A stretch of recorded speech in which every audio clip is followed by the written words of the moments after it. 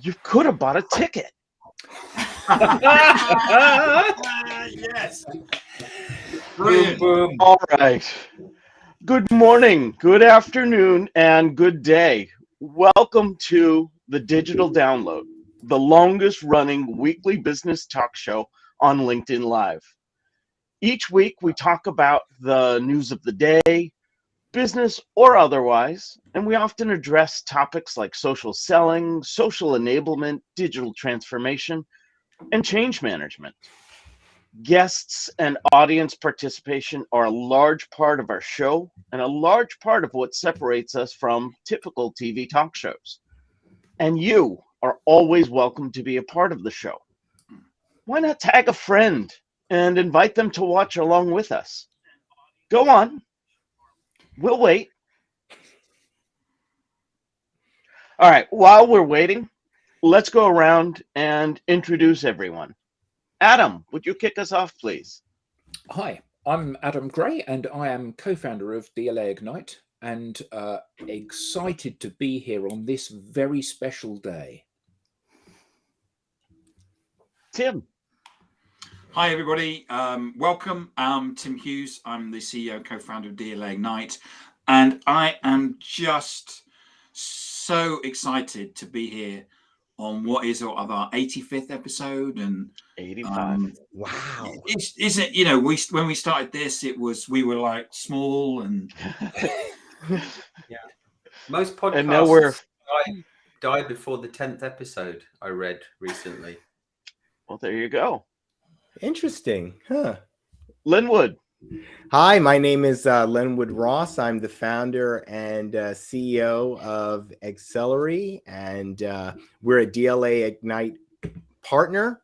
We focus on helping people get work done faster and better. And hey, I'm thrilled to be a part of the Digital Download. I haven't been here for every episode, but I have been here since the beginning. There you go. Alex. Hello, all. Alex Abbott, founder of Sapiro. We're a B2B sales consultancy, and I am very happy. I'm a happy DLA partner on this happy birthday episode. There we go. And you look a Tracy. bit like Caesar. Yeah, I was thinking that. Yeah, I wasn't sure whether we had to go A or Caesar. We found this birthday balloon. It says happy 60th birthday, and I just wondered. Oh, well. No one's made that milestone yet on this call, have they? no, but No. we could have had an 85th birthday for the show, couldn't we? Right. A missed opportunity. And Tracy. Hey everybody, I'm Tracy Borson, founder of TLB Coaching and Events, where we're all about optimizing the humans behind your sales and marketing processes. And I thought I had done some awesome decorations until Alex and Linwood came on the show. Now this doesn't look like it's trying very hard. Oh, it's great. Anything that celebrates. And myself, I'm Rob Durant. I'm the founder of Flywheel Results. We provide support to tech startups in terms of staffing, training, and consulting solutions. And I am also a proud DLA Ignite partner. Oh, me too. I'm also a proud DLA. Yes. Excellent. So we are now well into our third season. And as mentioned, this is our 85th episode. We wanted to take today to celebrate our status as the longest running weekly business talk show on LinkedIn Live. Yay. Now, first, as Simon Sinek says, let's start with why. Why did we start this? DLA Ignite and its proud partner organizations have always tried to lead the way for companies to learn about social selling, digital transformation, and social enablement. As part of that leadership, we believe it is important for us to understand the tools and techniques. A former colleague and one of the driving forces behind the Digital Download's early days, Eric Doyle, put it best when he said, let me get this right. All right, so a book. Yes, right from the book. It's in print. Live streaming is a way to connect with an audience directly. It allows audiences to interact directly. It could be a place where people can feel they belong. It could be a place where people can feel safe to express themselves. It could be a place where people can really see and understand other people. It could mean a new way to network. Page 71, if you're following along at home, in Social Selling, Techniques to Influence Buyers and Changemakers, Where can you get second a copy? edition. All of your better booksellers have this, as well as Amazon.com. And I've heard of the author before as well. Oh yeah, All right, yeah. End of shameless plug. So when Clubhouse launched, we thought it would be good for us to experience and experiment with social audio. It was a great experience until it wasn't. But we learned a lot, both good and bad, about building an audience and building community in the process. Soon after, some on our team were granted access to this new thing, LinkedIn Live, a social video platform. Our first video streamed to LinkedIn Live was a Clubhouse after show, follow-up on April 16th, 2021. We called it Social Selling and Influence on Clubhouse. Are we multi-channel? Just like the name of the Clubhouse event that preceded it. The following week, we did another Clubhouse after show based on the Clubhouse event. With so many social networks already, how do you decide if you should join the latest one? But then on Friday, April 30th, 2021, we broke from the Clubhouse after show model and had a panel discussion on LinkedIn Live. It was our review of Gartner's latest research, and we called it Elevate the Role of B2B Marketing in Account Growth, after the name of the Gartner document that we were talking about. This event was posted to Tim's YouTube channel the following week, Tuesday, May the 4th. And this is considered the first episode of the Digital Download. Now, initial shows had panelists scour the internet, well, mostly just LinkedIn, for posts that we thought were interesting. We would share the post with the audience and go around the panel discussing things we thought made them interesting. As the show evolved, we started putting themes to our shows. The content we would bring would center around a given topic. And what better way to learn about a topic than to learn from a subject matter expert? We started inviting guests to the show, and each was an expert in their given field. That's when the conversations really flourished. Today, we want to highlight some of the various things that have stood out to us. So each of us will go around and share with the audience highlights of different episodes, highlights of different topics, highlights of different guests.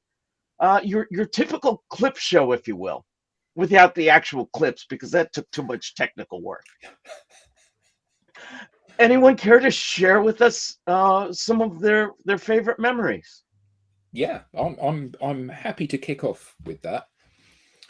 So it's interesting actually, because obviously we've been going for some time now, and it's hard enough to remember all the different guests that we've had on over the 3 years, let alone what they spoke about and the specific learnings.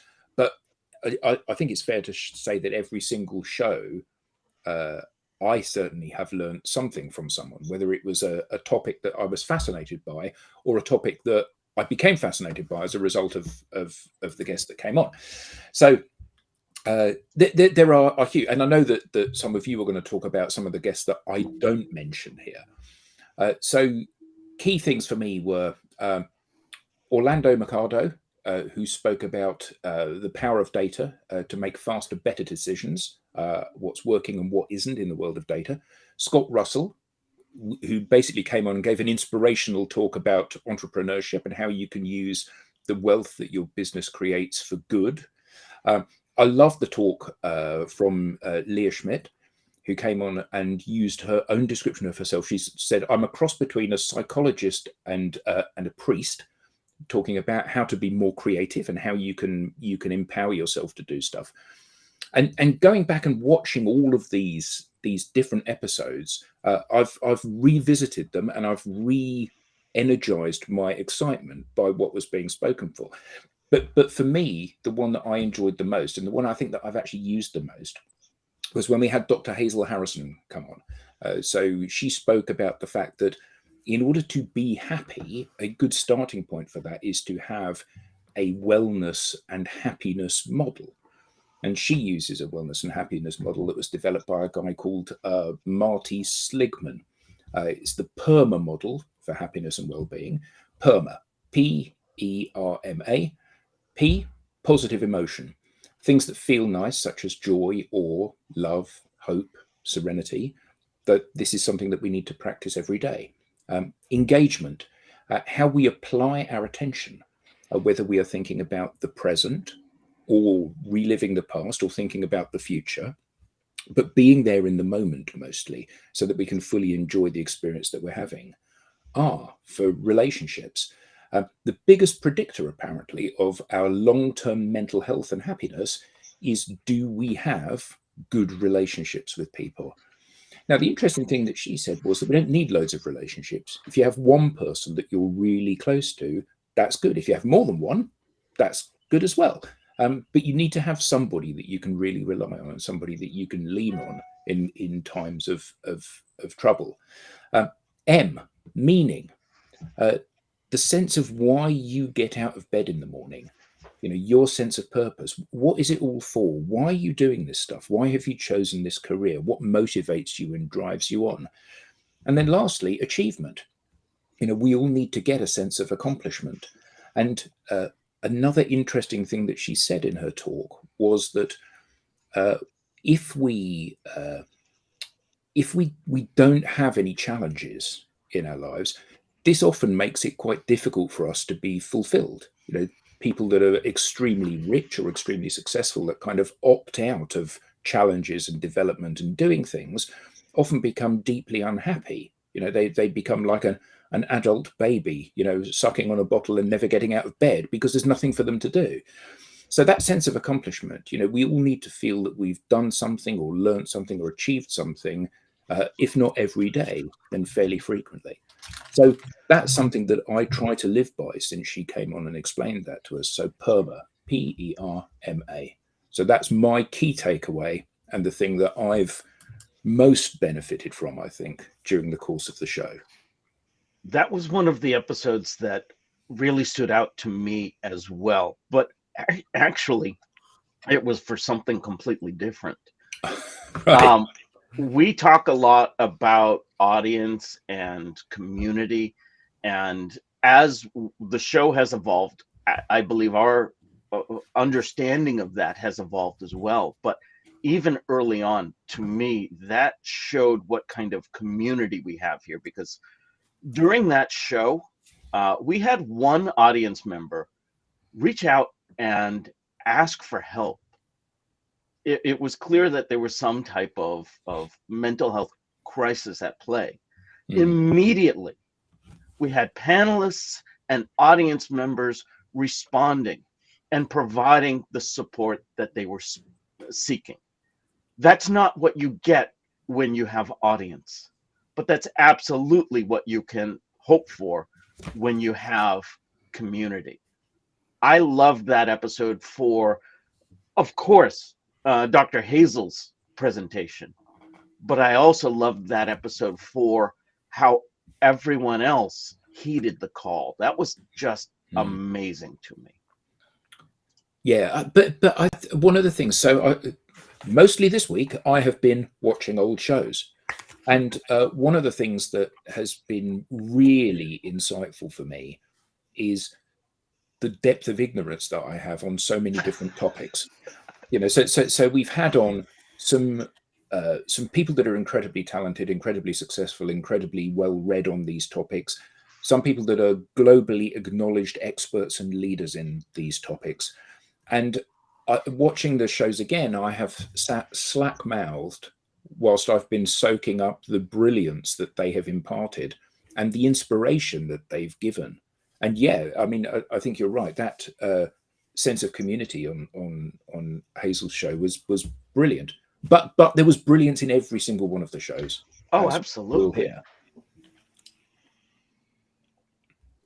Yeah. There's also been brilliance amongst and a sense of fun from the people here on the panel. The thing that I remember is that one of the things that I wanted to share in terms of to the audience was we've never scripted this. But we've always had structure, and I've always seen whenever we've sat down, usually on a Monday or a Tuesday, and said, what are we going to do on a digital download? And we sketch something out. It's the rough outline. It's on the Friday when we actually color it in, but it's when we've had the structure that we always have a good show. Whereas we did have one where we had a script. Many of us had seen a brand, well-known brand, who will remain nameless, do one of these, and they'd scripted the whole lot. Even the panelists, and it was so. What we did was we decided to script our own one, and of course, we did. Hold on. Do you mean what we decided to do? Yes, was the script.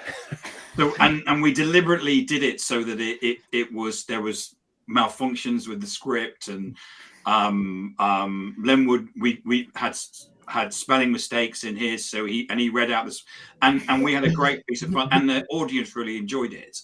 And really, that was just our way of saying that, yeah, do we take time to actually put this together? Yes, we do, but it's not scripted, and it never has done. And if you're scripting stuff, it's just the wrong thing to do. So they were the things that I wanted to share. And as I said, it's about the audience. Whenever we've come on, it's about what can we do to educate the audience. Now, I've walked off every single one of these and gone, because we've got a number of people here that think differently to me, thankfully. And what happens is, like, I never thought, I never knew that, or I didn't. Oh yeah, I never thought about that. And I've walked off every single digital download knowing more than I do when I went in, and I hope that's the same for the audience as well. Can I tag on to that, Tim? Because one of the things that I remember the most is when we had Sarah Milby as a guest, and we ended up talking about dragons. It became like a dragon themed show, which wasn't scripted at all, but it like came from a story, and then it just got reiterated throughout the conversation. And I think it's really interesting because there's things like that, which aren't structured, which aren't planned, that can end up being the memorable pieces for people. And if anybody's watching this show and being like, oh, I'm kind of interested in doing my own show, maybe what might I do?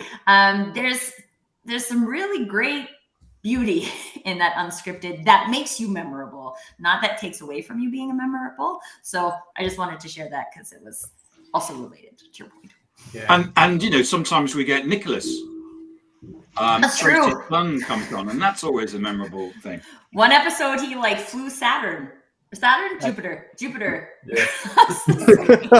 I don't remember what we were talking about, but I remember Jupiter. Yeah. One of the things that for me is so special about the digital download, what we do every week in this group, is how we're modeling something that's really important in the networked and digital economy, and that's learning by doing. Experimentation, right?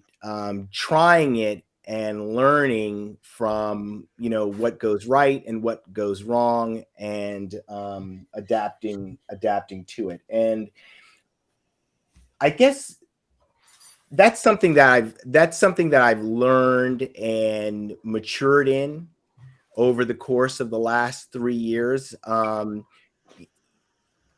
I think it's really important that more organizations start to embrace that type of experimentation. It's just so critically important. The other thing that has really struck me over the last 3 years is how slow people have been to adopting this new way of working. You know, one of the things that our organization focuses on is how to help people to thrive in the digital age. Like, how is it different? How do we need to operate differently than we were operating in the past? And it's remarkable to me, you know, I think Warren Buffett, at least he's credited with having said, you know, you're a combination of the 5 people who were closest to you. I don't know if he actually said it, but he's certainly credited with having said it. And what I've learned, what I've seen in my own experience on LinkedIn is that you can get closer to people using LinkedIn, using social media, and operating to build relationships like faster than anything that you could possibly imagine. I mean, I have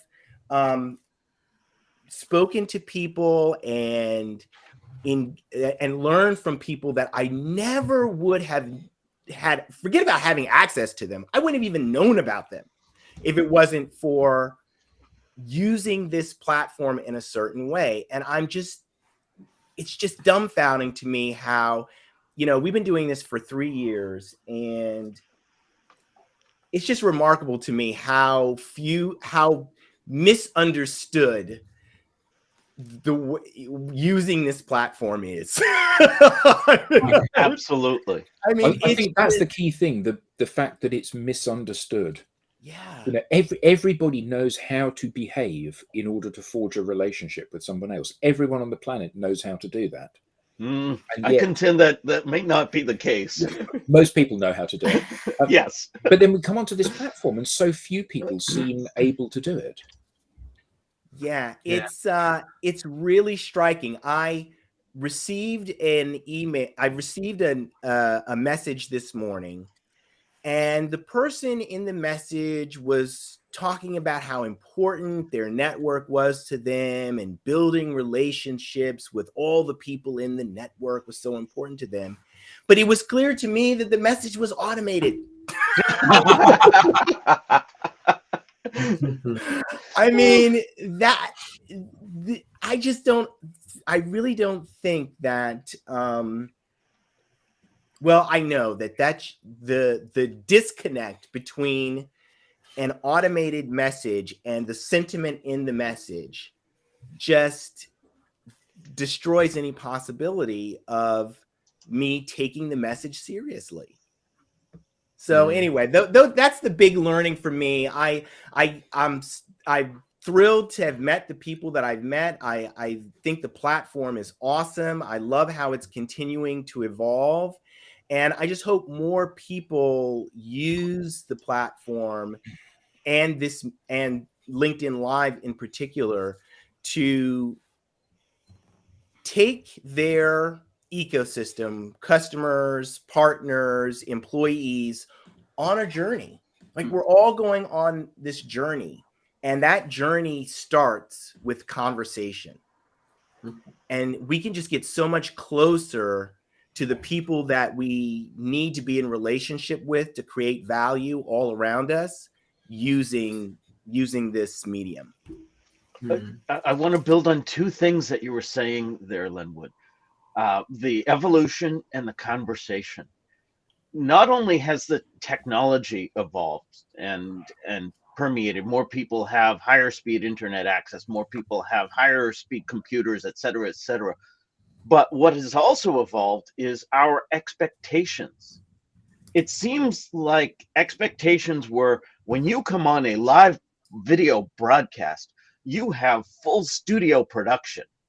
You don't have sticky notes on the wall.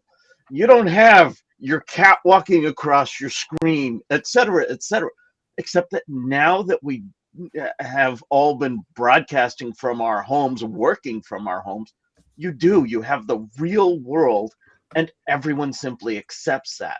That's the evolution that I think many people have yet to embrace.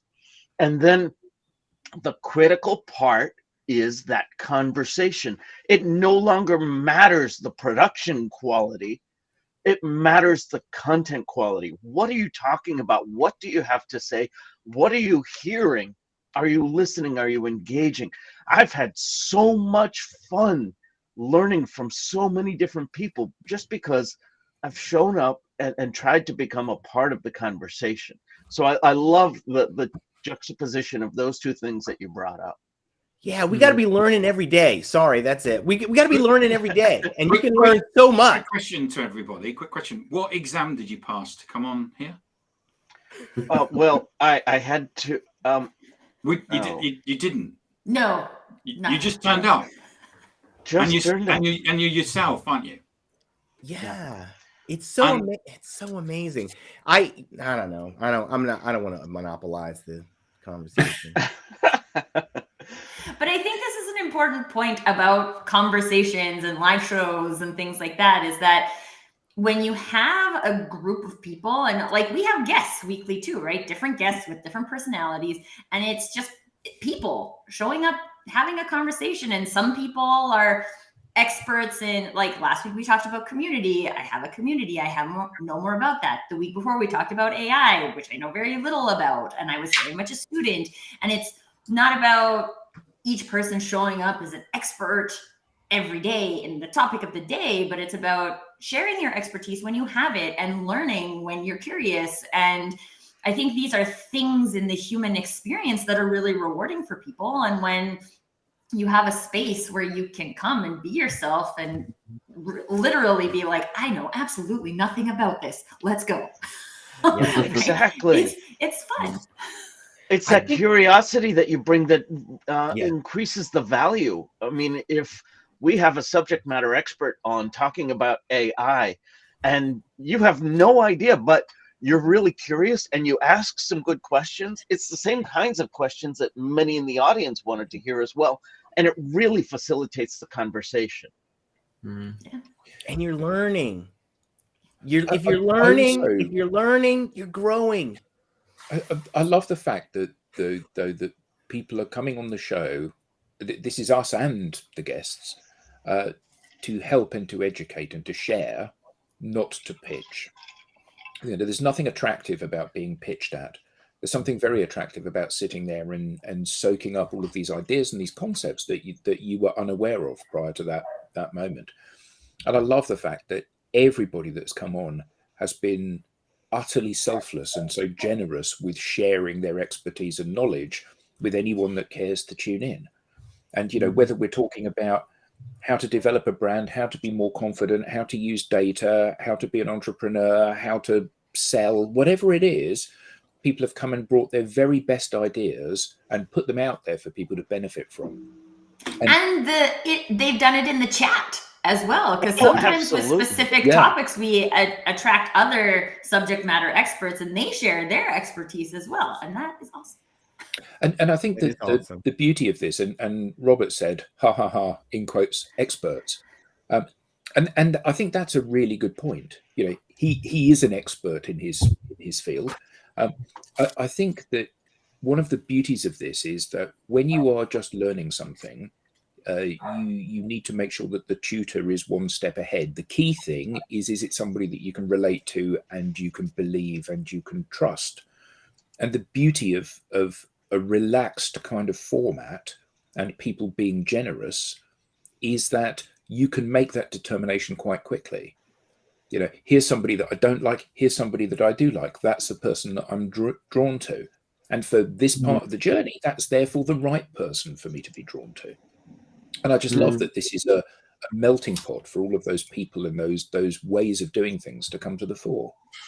Yeah, I think we're in a fortuitous position though, because before the download, before the experience that I've had with all of you, I felt like I was very much in the rat race, working hard in the hamster wheel, and I think many people feel the same way. And in the corporate world, or maybe not in the corporate world, they're just running to the next thing.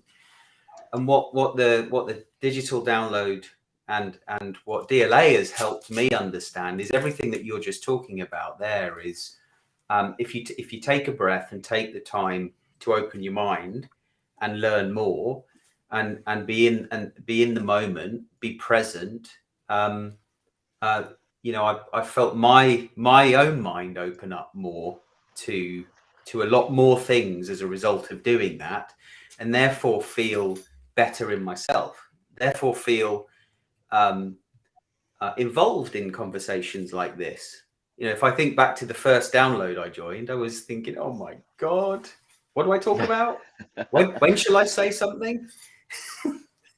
And now But I think that's a really important point, isn't it? You know, we're all breaking new paths here. And I think that for each of us, that, you know, we do regular shows of one form or another, be they audio shows or live streams like this or recorded videos. And I think all of us, if we look back at the first one we did, we'd be horrified now. You know, we go, oh my God, I can't believe that I was that bad. And actually, I think that the key thing about all of this digital world is that you have to jump in with both feet. And really interesting comment here from Amy. The never-ending "let me help you grow your audience" connection request with less followers than you pitch. Please tell me how that works. But it isn't just the "let me help you grow your audience" when I've got 4 followers. It's the "let me help you show you how to create content" when I haven't published anything for 3 years, or "let me show you how to engage with people," or "let me show you how to grow your business" when I'm having to walk to the office rather than drive to the office, or, you know, whatever the metaphor is that you choose to use. You know, I think that one of the beauties of this digital space, particularly the LinkedIn type space, is that you can absolutely see whether somebody is walking the walk or whether they've just read these concepts in a book. You know, so if you claim to be an expert at something, that should be evidenced by all of your behaviors. And it enables you to weed out the real experts and the pretenders to the throne really quickly, doesn't it? Yeah. I always love the person that will teach you to be a LinkedIn expert who isn't a LinkedIn expert.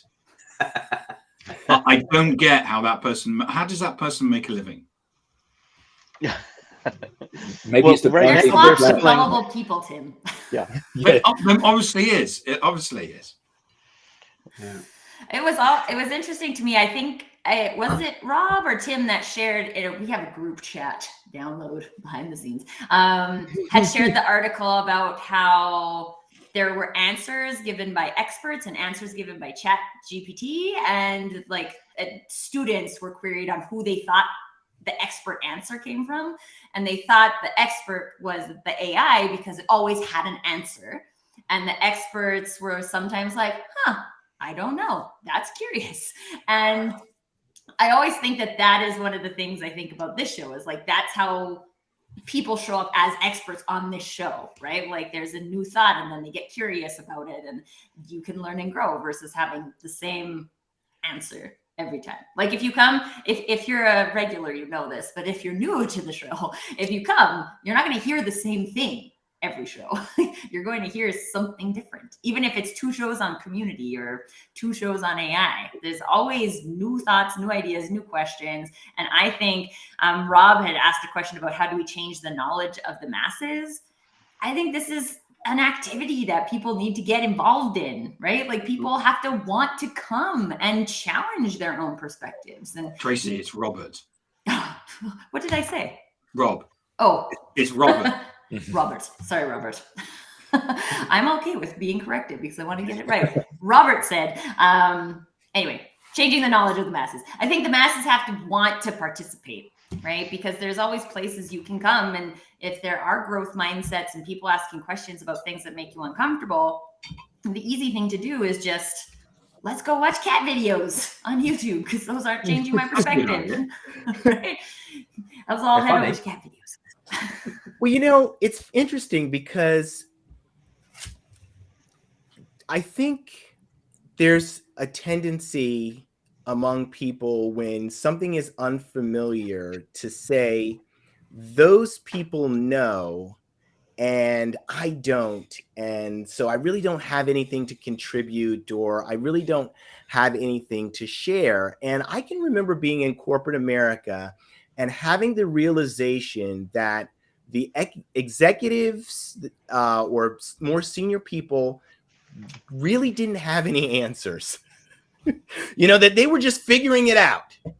And I always had this impression like, they had the answers and I didn't have the answers, and I kind of needed to. But then once I realized that they didn't have any answers, then I realized that I could participate and offer, what I had, whatever that is, to the conversation, and maybe change a perspective, or, just by sharing, my viewpoint. So I say all that to say, we're all on a journey. Everybody's on a journey. And when we put down the mask of pretending that we know or somebody else knows, and we really just get in there and say, it's okay to not have all the answers. It's okay to, be afraid. It's okay. Those are totally normal things to be. And when we're pretending that we know and pretending we have all the answers, that pretense is the problem. And I think that's really holding so many people back from, it is like a fixed mindset, growth mindset kind of thing, like when you try it, even if you kind of fall or you kind of fail, hey, that's okay.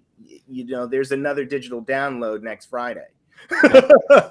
Jensen's got a little friend. Look.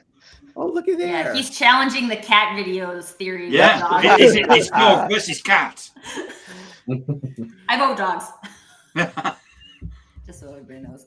But I have Lenwood, I had a similar experience, maybe a little bit flipped though, when I was in Toastmasters. So I took Toastmasters in university, my entire university career. And by the time I was graduating, there were a bunch of young people who have come in. And in Toastmasters, you do a speech and then there's an evaluation. There's always someone who gives you an evaluation. And I got to the point where people gave me evaluations like, that was great, I wouldn't do anything different. And I was like, this is not helpful.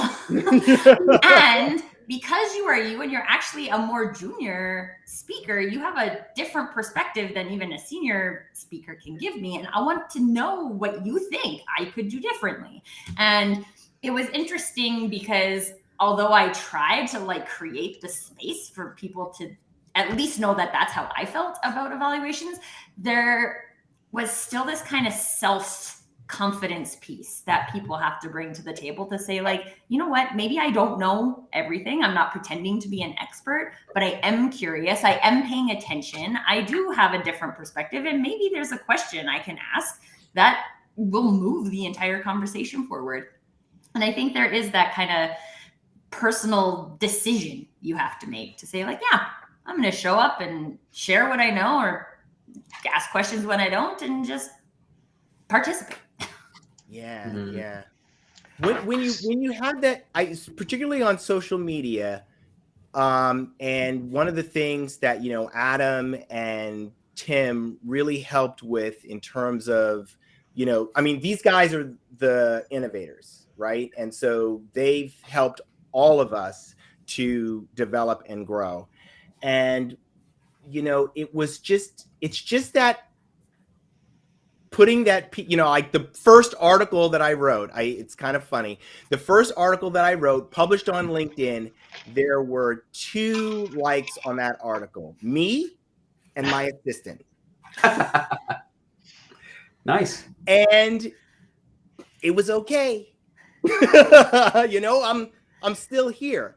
And 80 some articles later, many more people have read them and liked them and provided comments. So, it's just, I do think there is this element of, getting out there and not, just overcoming that fear of failure, that fear of rejection. That was something early on that was really challenging for me, that fear of rejection. Those are real things that people need to address as they're going through this journey. But it's really important to be able to address them, because how we meet people and build relationships has changed. Yeah. And we've got to be able to get out there, because all of this is just getting so much faster. Now we've got AI that's really, I would say I was a little more negative about AI. And then yesterday I had an AI experience that was like, oh, like this is the best thing ever. Like it transformed my thinking about AI and how AI might be able to help me. So I'm just saying, like, all this new technology, all this stuff, it's just advancing forward. And if you're not getting out there and trying something, you're getting farther and farther behind, and that's just not good. Yeah, I think the trying thing is the key thing here. So people become paralyzed by fear, don't they? And they think that I've never written an article before. When I write this article, everybody will leap in and tear me to pieces, and I'll be ridiculed, and I'll never be able to write another article again. But we know from experience that actually to have people read your article, that's the challenge. So the first article you write, it doesn't matter how bad it is, nobody's going to read it. Or the third, or the fifth, or the maybe your assistant. But like the first show you do, no one's going to come to it. So actually, it doesn't matter how bad you are, it isn't going to do any damage. And it's going through that learning, and you can practice alone in your bedroom with a microphone, but there's no substitute for actually going live and trying it. There's no substitute for connecting to somebody you don't know. There's no substitute for joining a conversation that's going on. And the only way that you get to that is by simply doing it. Yeah. So on that topic, Adam, I was just going to say, with the whole kind of fear of posting, I think you could look at fear in two ways. You can, and I kind of use it as an acronym that I've kind of like to coined myself, but it's not mine, right? It's, you can face everything and run, or you can actually face everything and rise. So if you write that out, it's exactly the same using the letters, but it's just it's your choice, really. It's up to you to run away from your fear, or it's up to you to rise and face it head on. That's beautiful. Yeah, Very great. awesome. I think it's safe to say you did coin that. You were the first. We're all going to give you credit for it. Remember where you heard it first. There we go. The digital. A great man once said. So some highlights for me include when we invite guests on the show. I've had some conversations with people in my network and then thought, wow, you have a really interesting perspective. If I'm learning, the digital download regulars would enjoy learning it too. So for example, we had Isar Mendes on, and I was having a conversation with him about audience versus community. Truly, that was the first time I had thought about the difference, but definitely not the last. I really enjoyed what he had to say when he came on the show to share his insights there. And it has sparked conversations since then, even without him continuing that conversation for us. And Tracy, you mentioned Sarah Milby on the show. One of my favorite parts about having her on the show was just how at ease she became with all of us as we started talking about dragons and so on. And later in the show, somebody asked something in here, her sphere of influence, and she said, well, I'm not going to give you an answer to that. I'm not going to tell you what you should be doing or how to do it, or something to that effect. And I was able to razz her right back. Well, Sarah, that's why we brought you on the show. And, she just rolled with it, because everyone that has come on has been, just one of the family. It's just been that type of comfortable community. Yeah. It's a good question, Robert. It's a good question. We've asked him. Yeah. We haven't actually asked him, but we should do, yes. Robert asks, when are you going to have Elon Musk on the show? Let it right here. So Is it Amy busy at the Amy moment, asks, fixing a rocket. any tips for creative live event branding partnerships? You mean beyond just do it? Is that not considered creative these days? Yeah. It's funny when I read that question, Amy, I was like, to me, creative is about like, what would you do? What seems different? What is fun? What feels engaging? And all of these different things are different for different people. And I think when we look at things on a big scale, global scale, or like 3,000 people event size scale, we start to think like, well, what would be creative for all of these people? And the thing is, there isn't one, right? There's what is creative from your brand's perspective. What is different? So I'm hosting this event coming up in June called the Human Potential in Business Summit. And it's completely different than anything that I have done before or that I've seen before. And that is based on what I have done before and what I've seen before. So it feels creative. Other people might experience it as creative. Other people might experience it as boring. I don't know. But I think there's, again, a really important piece of connecting with yourself about like, what feels creative, and also what your definition of creative is about. Like Robert here is talking about art, right? Creative without strategy is art. Art also has value, I will say, very important to me. But I don't know. I would love to hear what the other panelists say, but to me, creativity is about that kind of brainstorming. Like, what could we do? Yeah. Well, now I want to come in on that point that, Tracy, that's a really valid point. And Robert's point here, if you can bring that up, Rob, with the pace in which business is changing, the old ways don't work. The old traditional ways don't work anymore. And I'm not just talking about sales and marketing, which we often talk about as a group. I'm talking about everything related to business. So creativity for me it's an imperative, because we're learning. We're having to learn as we do, because of the rate of change. Yeah. And I think one of the other things we did an episode on humor in business. And I think there's a kind of connection here, right? So if you're thinking like, okay, I want to be creative with this. Well, why? Is there a reason why you want to be creative? This is the conversation we had in the humor episode. Is that like, what's the point of using humor? Are you doing it because you think you have to? Someone thinks I have to be creative. Someone thinks I have to be humorous, and therefore I'm going to try and do it. Or is it an expression of you and your brand partnerships?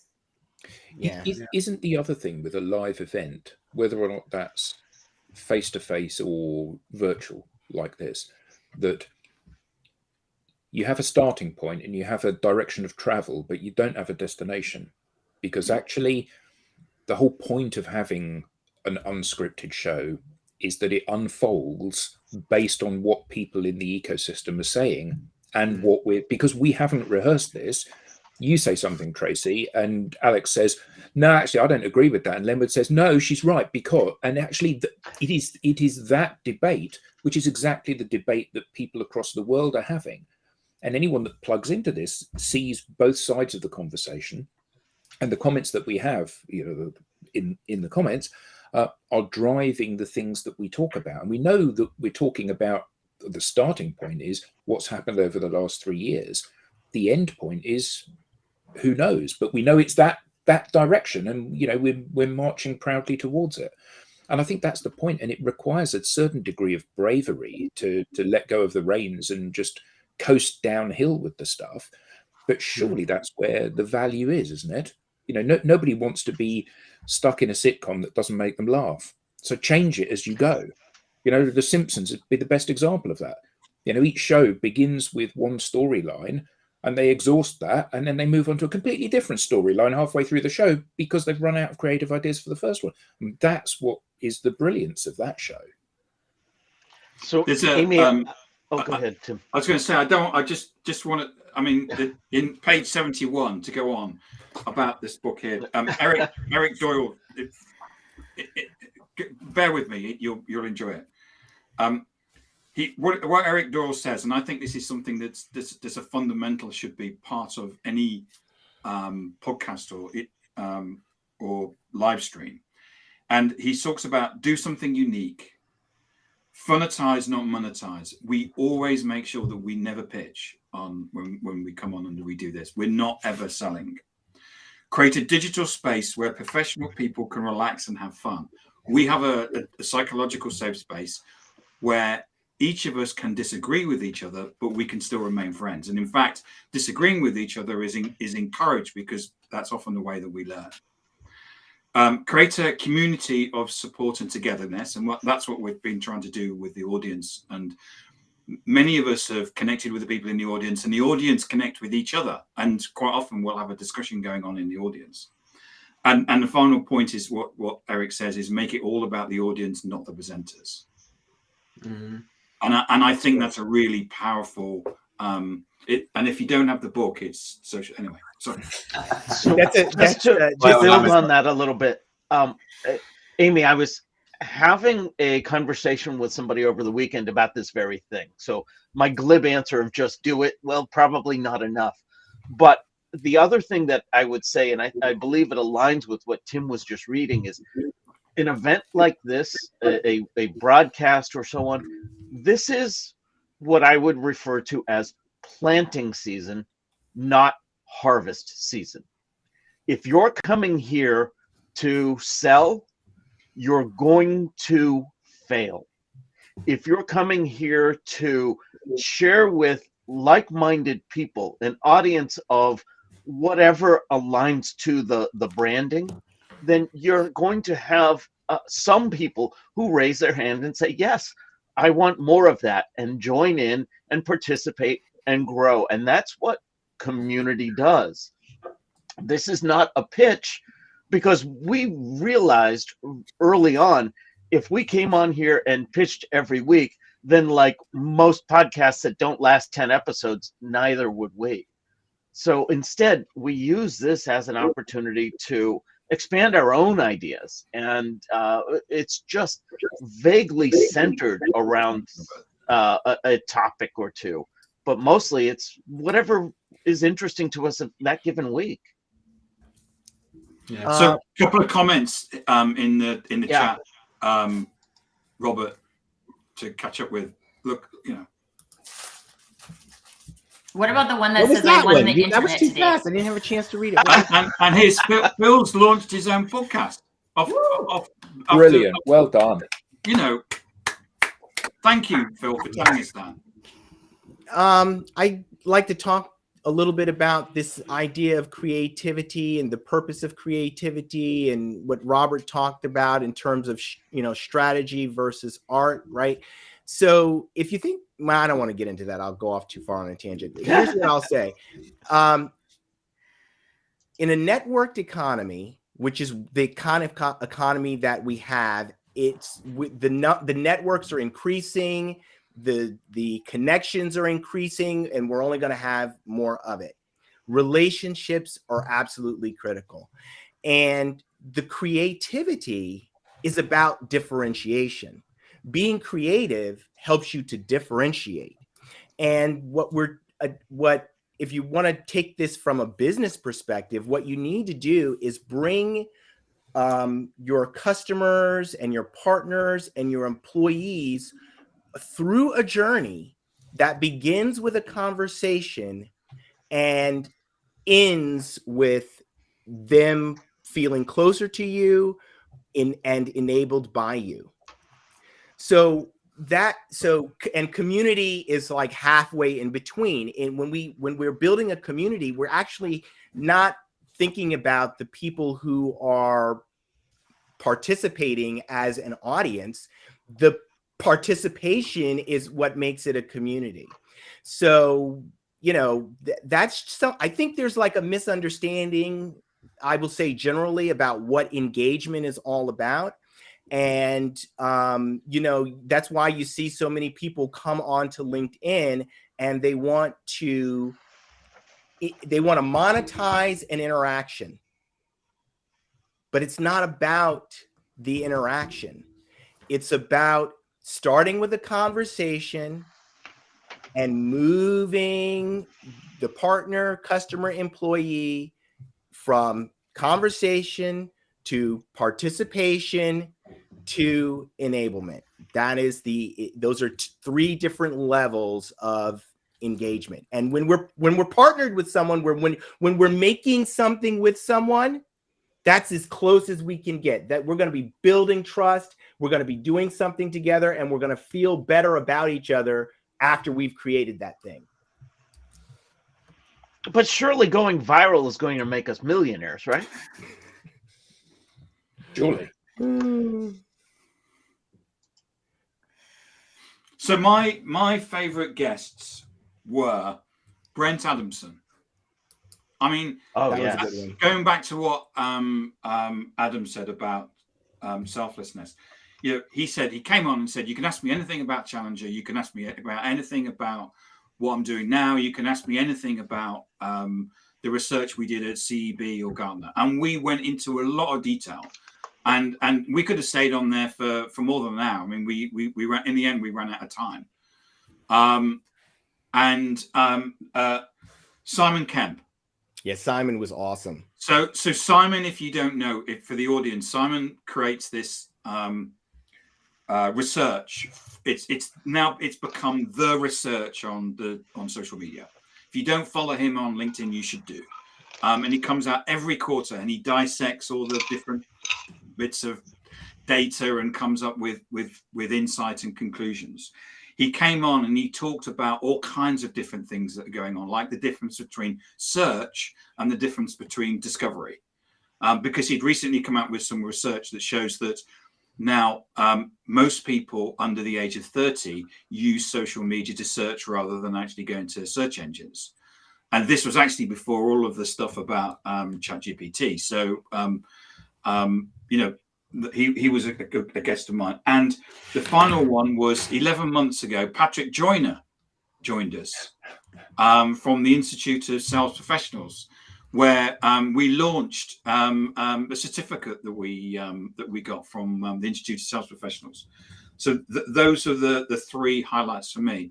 Plus, we joined a special club. It was last week, wasn't it? We joined a special club, which was we got trolled. Yes. That's right. I wrote that down, actually. I mean, if you're going to put yourself out there, eventually you're going to get trolled, right? Well, yeah, we may not have gone viral, but we did get trolled, so that's a tick, isn't it? Yeah. That Simon Kemp episode where he talked about discovery, that was a significant aha moment, because when you're active on social media, you're going to discover a lot of things. And I think that if more executives understood the discovery that happens on social media, they would encourage a lot more, because that's one of the things that Steve Jobs talked about in terms of why they created the Office and why they put things together, because they wanted people to bump into each other and have conversations and discover something. For those that may not have heard it, so when we use search, what we do is that we go to search for an answer. So it is, give me the top 10 Italian restaurants in London.